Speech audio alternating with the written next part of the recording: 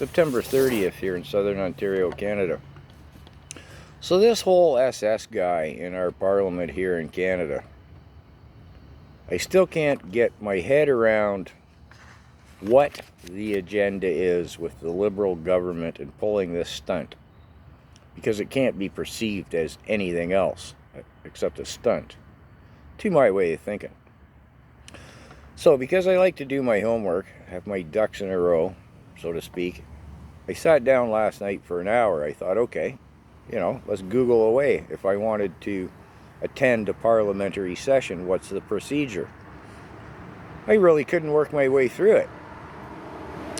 Maybe I should have started all over again. You know how sometimes you get where you want and sometimes you don't, but yeah, I never did. I just got aggravated and walked away from it. First you buy a ticket, and then I don't know what happens. But I got to figure at some point, I would say, supposition, that to procure the ticket, they would at the very least run you through the CPIC program. Right?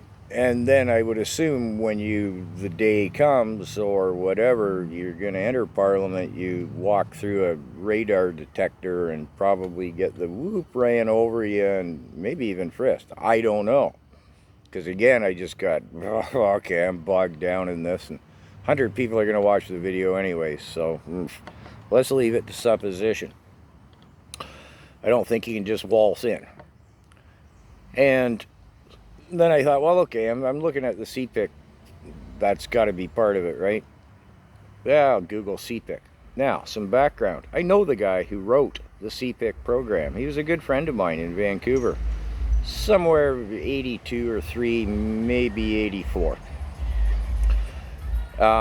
Fact, trivia, Cliff Clavenism. I was the first guy ever ran through CPIC. When my buddy finished the program, he came over and sat at my kitchen table and said, hey, can I run you through to see if my program works? And I was like, why not? I've been run through CPIC a few times, sitting in the back of a cruiser, watching myself ran through the CPIC program.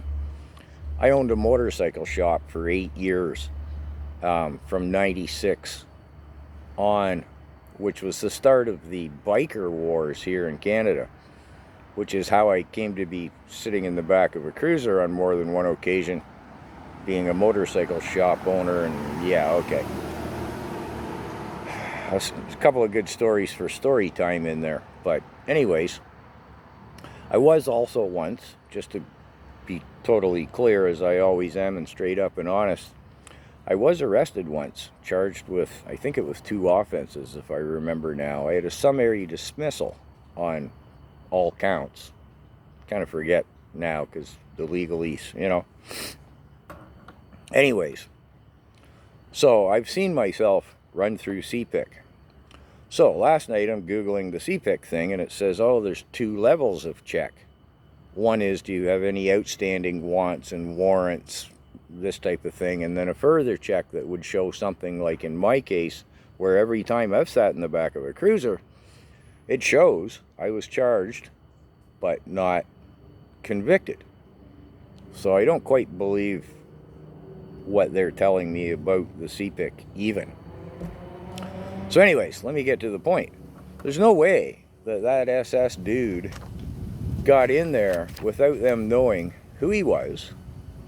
And then further, what happened that he got the little speech and the standing ovation? I mean, did somebody go, oh, hey, look, there's a famous war veteran up there. He's on a stamp in the Ukraine, if you missed that one. And evidently, thank you in the comments, his granddaughter drove him there. Well, I don't think somebody just spontaneously said, hey, that 98-year-old geezer up there is a war veteran, and I whipped a quick speech up for Anthony Rota, the House Speaker, who did write that speech. I don't know. Does anybody? Maybe someone in the comments can send me in that direction. Who wrote that speech? Because it was obvious the way Rota read it, he didn't write that speech. So, anyways, sort of a ramble, a lot of supposition, no facts, but My point is, I still haven't got my head around why the regime of Trudeau pulled that stunt. What's he trying to tell us? Is my point. Let me know what you think in the comments.